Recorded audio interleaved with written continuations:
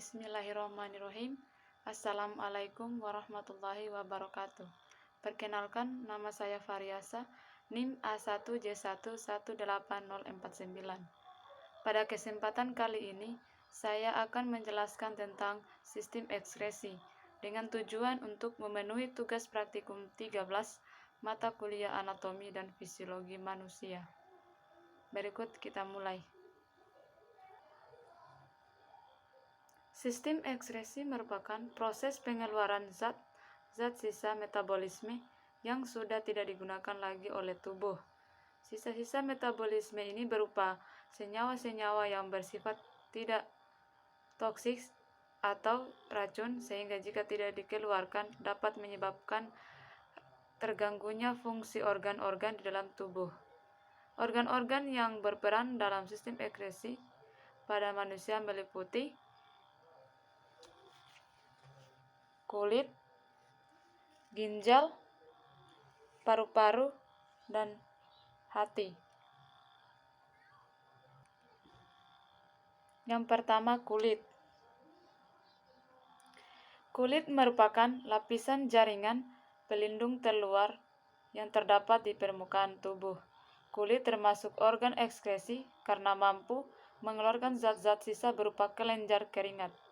Selain sebagai organ ekskresi, kulit juga berfungsi sebagai alat indera perasa dan peraba. Kulit terdiri dari 3 bagian atau lapisan, masing-masing lapisan mempunyai fungsinya. Yang pertama, epidermis atau lapisan kulit ari. Epidermis merupakan lapisan kulit paling luar dan sangat tipis. Epidermis terdiri dari lapisan tanduk dan lapisan malpighi. Yang kedua, dermis atau lapisan kulit jangat.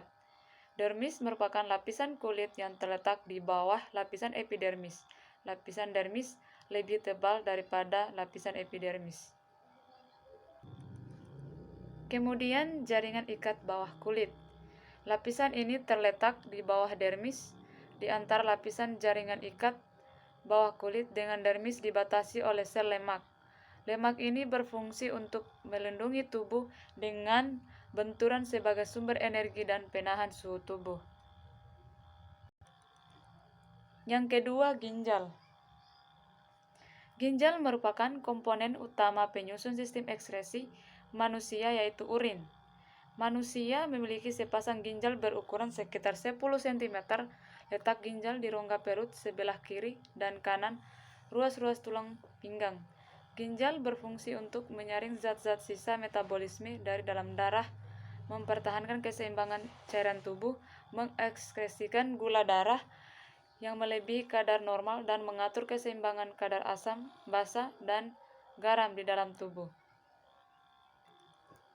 Secara umum, anatomi ginjal manusia terdiri atas beberapa bagian, yaitu yang pertama, korteks ginjal.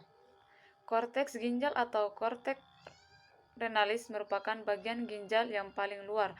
Bagian ini dikelilingi oleh lapisan jaringan lemak yang berfungsi untuk melindungi bagian dalam ginjal. Yang kedua, medula ginjal. Bagian ini merupakan jaringan halus yang terdapat di dalam ginjal. Struktur medula terdiri atas piramida ginjal yang meliputi nefron dan tubulus, serta saluran medula. Tubulus berfungsi untuk mengangkut cairan tubuh dan darah menuju ginjal. Kemudian, pelvis ginjal.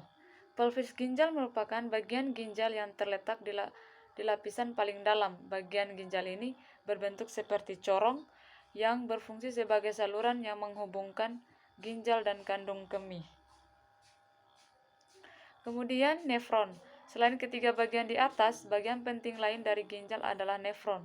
Nefron terletak di sepanjang korteks hingga medula. Bagian ini berfungsi untuk mengambil nutrisi dan cairan di dalam darah agar tidak terbuang, serta menyaring dan membuang limbah hasil metabolisme serta racun di dalam darah agar tidak menumpuk di dalam tubuh. Yang ketiga, paru-paru. Paru-paru manusia berjumlah sepasang, terletak di dalam rongga dada yang dilindungi oleh tulang rusuk. Paru-paru memiliki fungsi utama sebagai organ pernapasan. Paru-paru juga merupakan organ ekskresi yang berfungsi mengeluarkan gas-gas sisa proses pernapasan, yaitu gas karbon dioksida dan uap air. Kemudian yang keempat, hati. Hati berada di dalam rongga perut sebelah kanan, di bawah diafragma yang dilindungi oleh selaput tipis bernama kapsula hepatis. Hati berfungsi untuk mengekskresikan getah empedu, zat sisa dari perombakan sel darah merah yang telah rusak dan dihancurkan di dalam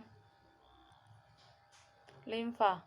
Selain berfungsi sebagai organ ekskresi, hati juga berperan sebagai penawar racun, menyimpan glikogen, pembentukan sel darah merah dan pada janin, dan sebagai kelenjar pencernaan. Hati memiliki 4 lobus dengan ukuran yang berbeda, yaitu lobus kanan adalah bagian terbesar di hati dengan ukuran 5-6 kali lebih besar daripada lobus kiri. Lobus kiri adalah bagian hati yang terbentuk lebih runcing dan kecil daripada lobus kanan. Terpisah oleh ligamen falciform, lobus caudatus memiliki ukuran lebih kecil dibanding lobus kanan dan kiri. Letaknya memanjang dari sisi belakang lobus kanan dan membungkus pembuluh darah balik utama. Lobus kuadrat berada lebih rendah dan terletak dari sisi belakang lobus kanan hingga membungkus kantong empedu. Itulah materi penjelasan saya tentang sistem ekskresi. Kurang dan lebihnya mohon dimaafkan. Wabillahi taufik wal hidayah. Wassalamualaikum warahmatullahi wabarakatuh.